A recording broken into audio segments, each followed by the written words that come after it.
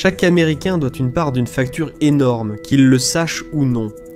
La dette nationale des États-Unis a atteint la somme vertigineuse de 37 000 milliards de dollars, et elle continue d'augmenter à cause de nouvelles lois qui pourraient ajouter des milliers de milliards de plus. À côté, le solde de votre carte paraît insignifiant. Que signifie réellement avoir une dette aussi énorme, et comment cela nous impacte-t-il? Rembourser cette dette résoudrait-il les problèmes économiques, ou pourrait-il les aggraver? Dans cet épisode de The Infographics Show, nous explorons le plus grand billet à ordre du monde. Et si les États-Unis remboursaient leur dette de 37 000 milliards? Pour régler la dette, il faut d'abord comprendre pourquoi elle existe. Il y a une réponse simple, énormément de dépenses publiques, sans assez d'impôts pour tout couvrir. Il existe aussi une réponse plus complexe, liée à l'utilisation de l'argent public par les États-Unis, et à ses raisons. Le budget américain se compose de dépenses obligatoires et discrétionnaires. En 2024, 47% des dépenses discrétionnaires, soit 14,8% du budget gouvernemental, ont servi à la défense. L'Institut international de recherche sur la paix de Stockholm estime les dépenses de défense à 997 milliards de dollars, alors que le Congrès les fixe à 850 milliards de dollars. Le Stockholm International Peace Research Institute inclut certaines dépenses de défense que le Congressional Budget Office classe ailleurs dans le budget. À quel point 37 000 milliards de dollars, c'est énorme? Eh bien, c'est plus que les budgets de défense combinés des 9 plus grands dépensiers militaires suivants, y compris la Chine, qui n'a dépensé que 314 milliards de dollars cette même année.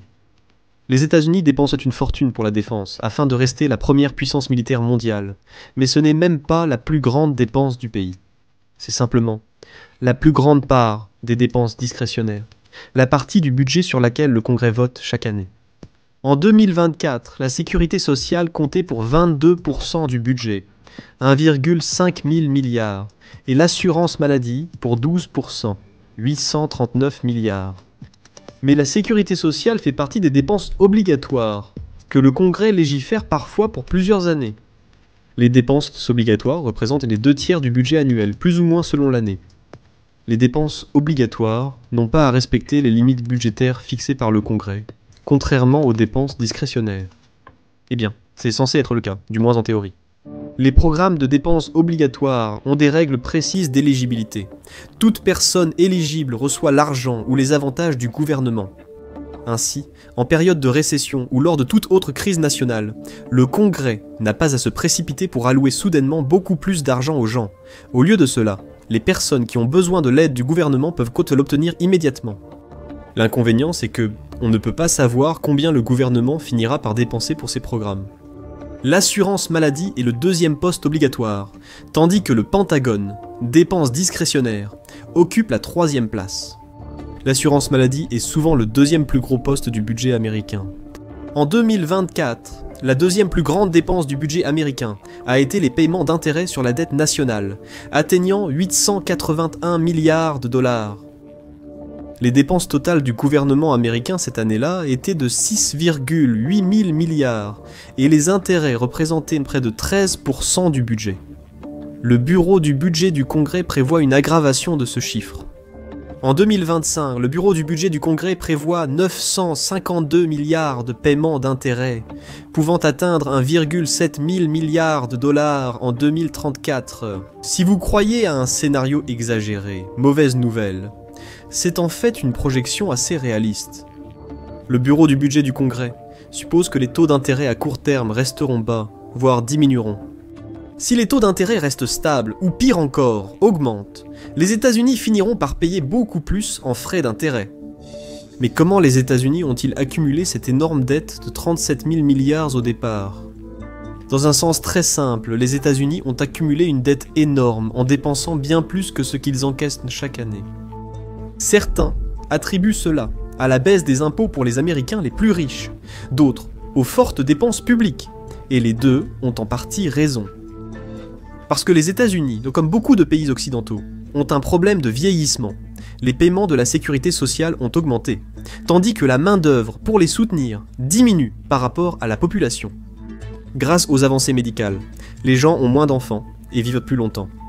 L'âge médian des Américains est passé de 30 ans en 1980 à 38,9 ans en 2022. les Américains de 65 ans et plus éligibles à la sécurité sociale passeront de 58 à 82 millions entre 2022 et 2050. Cela équivaut à une hausse de 47%. Par ailleurs, selon le Pew Research Center, la population américaine en âge de travailler, 18-64 ans, passera de 186 millions en 2005 à 255 millions en 2050. Il ne s'agit que d'une croissance de 37% sur une période plus longue, ce qui est inférieur au taux de croissance de la population totale. Un grand problème avec cette prévision, environ 82% de la croissance démographique attendue viendrait de l'immigration, pas des naissances. Ainsi, si les politiques futures limitent l'immigration, la faible croissance de la population active pourrait cesser totalement. Si cela arrive, c'est mauvais pour la sécurité sociale. Il y aura moins de travailleurs qui cotisent, plus de retraités qui perçoivent leur pension, et un système sous forte pression. Les dépenses publiques, au cours des 2 dernières décennies, ont également augmenté de façon spectaculaire en raison de crises successives dans l'histoire récente des États-Unis, notamment l'effondrement financier de 2008 et la reprise après la pandémie de 2020. Les administrations de l'époque ont lancé de grands plans de relance pour soutenir financièrement citoyens et entreprises. En réponse à la crise financière, le programme de sauvetage des actifs en difficulté, ou Troubled Assets Relief Program, d'un montant de 700 milliards de dollars, a été adopté pour stabiliser les institutions financières. Et il y a également eu l'American Recovery and Reinvestment Act, ou American Recovery and Reinvestment Act, de 787 milliards de dollars, pour l'aide, les réductions d'impôts et les infrastructures. USAspending.gov rapporte que 4,7 billions de dollars ont été dépensés pour la pandémie depuis 2022. C'est un ensemble de financements pour diverses agences, dont les petites entreprises, le travail, les anciens combattants et la santé. Les dépenses publiques ont augmenté pour gérer de nouveaux programmes et crises, tandis que les impôts ont diminué. Dans les années 1950, le taux marginal d'imposition maximale atteignait 91% pour les revenus dépassant environ 200 000 $, 2 millions aujourd'hui. Mais avec déduction et échappatoire, le 1% le plus riche ne payait effectivement que 42%. Au début des années 2020, le taux marginal d'imposition maximale est passé à 37%, mais le taux effectif payé par le 1% le plus riche, après déduction et échappatoire, a baissé à 26 à 28%. Ainsi, au moment où le gouvernement américain avait le plus besoin d'argent, il en recevait moins que d'habitude.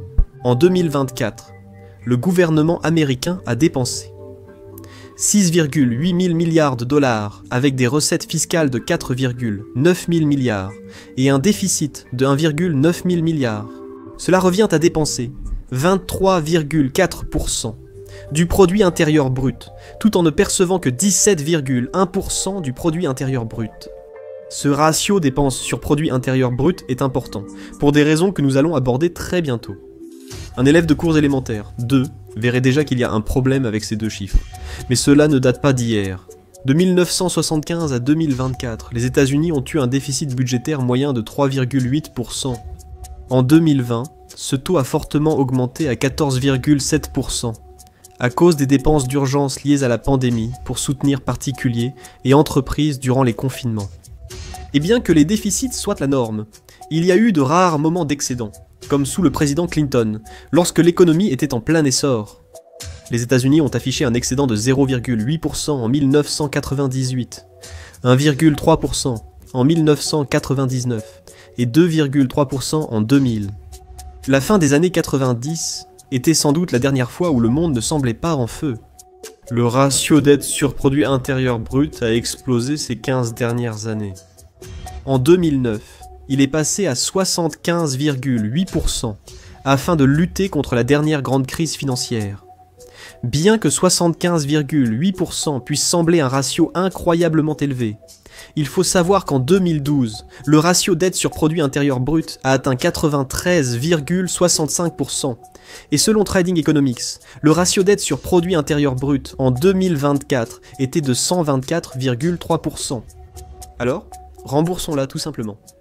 Commençons à économiser et à faire des paiements supplémentaires, car la dette atteint actuellement environ 106 637 $ par personne aux États-Unis, soit probablement plus que ce que possède l'Américain moyen en banque.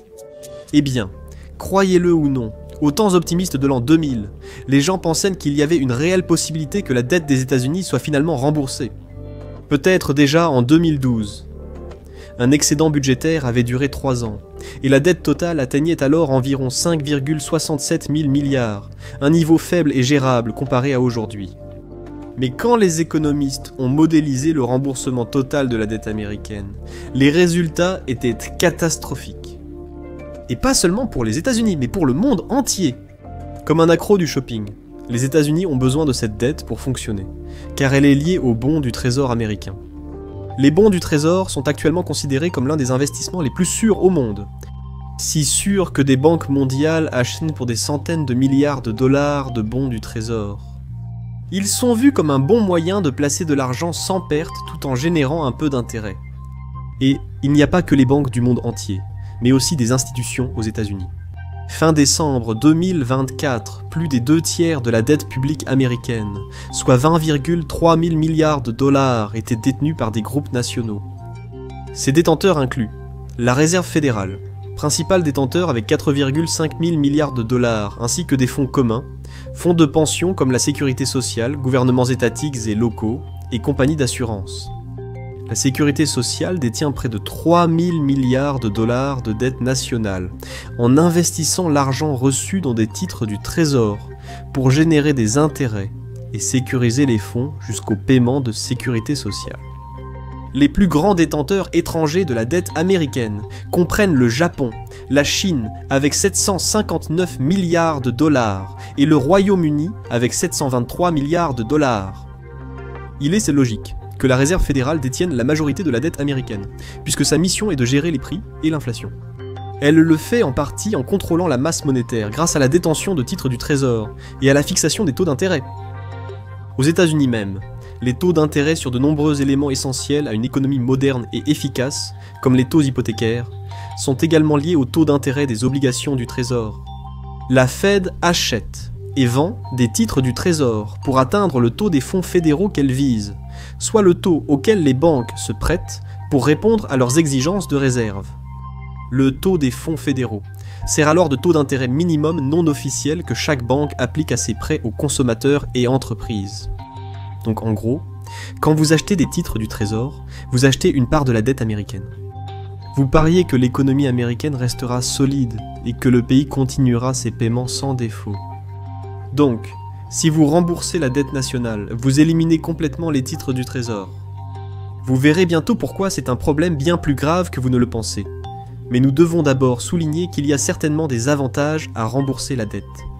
L'essentiel, c'est que les États-Unis pourraient consacrer ces 881 milliards de dollars d'intérêts à d'autres domaines, comme l'éducation, les routes et de meilleurs programmes sociaux. Une dette nationale élevée nuit aux finances publiques et aux entreprises. Avec la hausse de la dette, les taux d'intérêt montent, rendant l'emprunt plus cher. D'après le Bureau du budget du Congrès, chaque dollar de déficit fédéral réduit l'investissement de 0,33 $ en moyenne, voire jusqu'à 0,50 $ selon le secteur. Rembourser la dette équilibrerait les comptes et pourrait stimuler fortement la croissance des entreprises et des investissements dans le pays. Comme le dit Stephen Kyle, professeur associé d'économie appliquée et de gestion à l'université Cornell, si la dette publique devient de plus en plus importante, les taux d'intérêt vont augmenter parce que les déficits sont un stimulus direct pour l'économie. La Réserve fédérale relèvera les taux pour freiner l'inflation. Comme montré, les taux d'intérêt influencent à presque tout financièrement.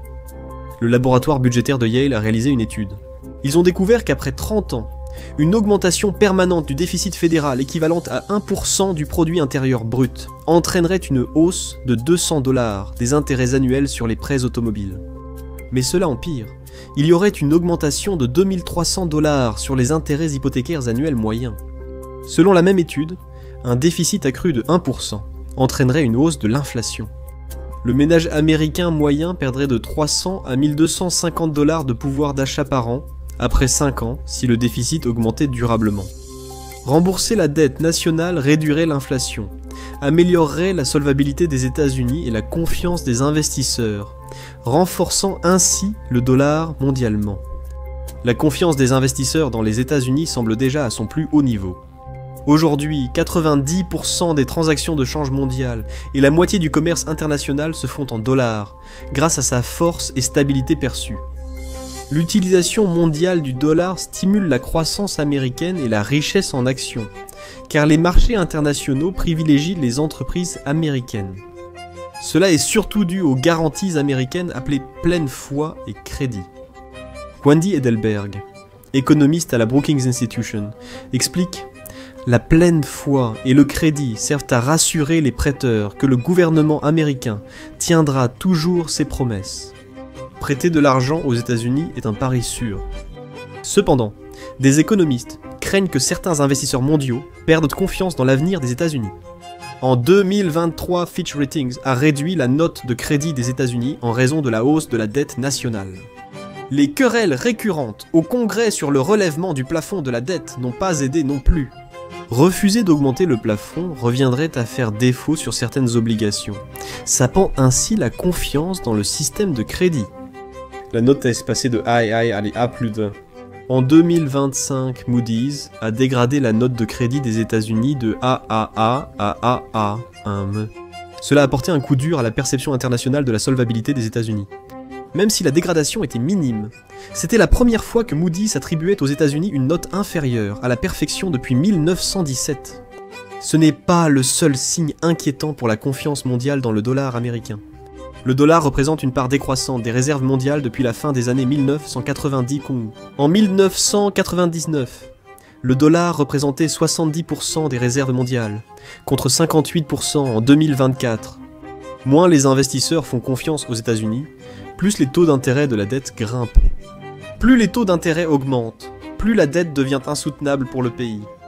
Chaque année, les États-Unis risquent davantage un défaut de paiement, ce qui réduira encore la confiance des investisseurs.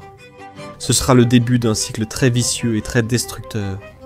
Le remboursement de la dette améliorerait probablement immédiatement la note de crédit des États-Unis, empêcherait ce cycle de se produire et renforcerait la confiance mondiale dans l'avenir de l'économie. Mais cela ne tient pas compte des effets liés au mode de remboursement de la dette.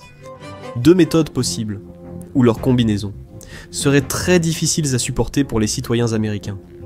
L'une consisterait à réduire drastiquement les dépenses publiques sur tout, sauf les intérêts de la dette, et à rembourser la dette en général. Le gouvernement devrait fortement réduire les principaux programmes fédéraux, pas seulement diminuer la bureaucratie. Cela revient à fortement réduire le soutien aux malades, personnes âgées, écoles publiques, hôpitaux, recherche, routes, télécommunications et infrastructures, soit l'ensemble de la colonne vertébrale d'une société.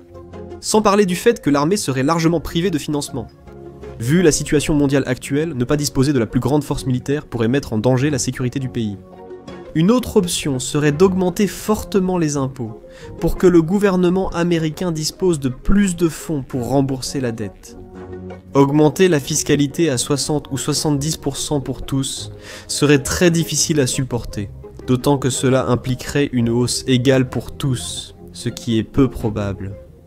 Maintenant, le gouvernement pourrait-il simplement imprimer beaucoup plus d'argent? Bien sûr, techniquement, mais imprimer la quantité d'argent nécessaire pour rembourser toute la dette des États-Unis provoquerait rapidement de l'inflation, qui dégénérerait en hyperinflation. Certains pays ayant subi l'hyperinflation, comme le Zimbabwe, ont vu leur monnaie papier tellement dévaluée qu'ils ont pratiquement adopté le troc. De plus, en raison du lien entre la dette américaine et les titres du Trésor, la plupart des économistes estiment qu'effacer totalement la dette est généralement une très mauvaise idée. Nous devrions reconfigurer le fonctionnement de toute l'économie mondiale et laisser les institutions financières sans endroit fiable où déposer leur argent. La dernière fois que les États-Unis n'avaient aucune dette, c'était en 1835 et cela n'a duré que 2 ans au total. Cependant, c'était une époque où la sophistication financière était bien moindre, où les marchés mondiaux étaient moins intégrés et où la pauvreté était plus répandue. Rembourser toute la dette aujourd'hui causerait de nombreux problèmes. Par exemple, comment la Fed gérerait-elle l'inflation et le chômage? Elle ne pourrait plus vendre de titres. Et la sécurité sociale et les banques mondiales? Dans quel actif sûr investiraient-ils l'argent de leurs clients et de leurs retraités, si ce n'est dans les titres du Trésor américain? Actuellement, il n'existe aucun instrument financier ou investissement comparable sûr. Désormais, la dette nationale incontrôlable fragilisera aussi les titres du Trésor. Et c'est pourquoi il est dans notre intérêt de réduire la dette, mais pas de l'éliminer complètement. Comme le dit le professeur Kyle, ce serait une catastrophe internationale sans précédent pour une grande monnaie de réserve mondiale. On ignore ce qui arriverait, mais ce ne serait pas positif. L'essentiel, c'est le ratio dette, produit intérieur brut, plus que le montant total de la dette. Bien que la dette publique et la dette personnelle fonctionnent de manière très différente à certains égards, vous ne voulez quand même pas devoir beaucoup plus d'argent que ce que vous gagnez. Ainsi, les États-Unis ont payé 345 milliards de dollars d'intérêts en 2020, puis 659 milliards en 2023 et 892 milliards en 2024, faisant que ces paiements dépassent désormais le budget militaire américain. La bonne nouvelle, c'est qu'il ne semble pas que nous soyons proches du moment où le monde entier perdrait totalement confiance dans la capacité du gouvernement américain à honorer ses paiements de dette ou dans l'avenir de son économie. Donc, il semble que même la dette astronomique dans laquelle se trouve le pays en ce moment soit acceptable pour l'instant. Mais il y a quelques signes inquiétants à l'horizon. En 2025, un choc boursier a été suivi pour la première fois d'une baisse des achats d'obligations du Trésor américain. Normalement, il y a une augmentation. Comme l'a déclaré l'ancien directeur du bureau du budget du Congrès, Douglas Holtz-Eakin, c'était pratiquement sans précédent.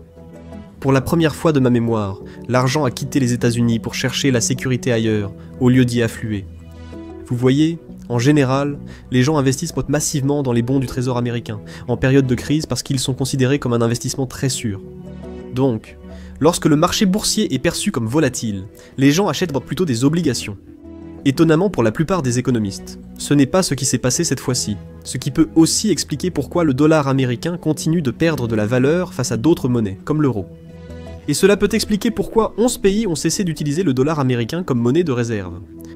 Tout cela signifie que, même si les États-Unis sont encore généralement considérés comme une économie solide, les acteurs internationaux ont perdu une partie de leur confiance dans la stabilité et l'avenir du pays.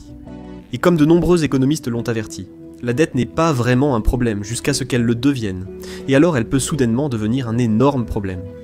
Rembourser la dette nationale semble positif, mais il existe un scénario bien plus sombre à ne pas ignorer.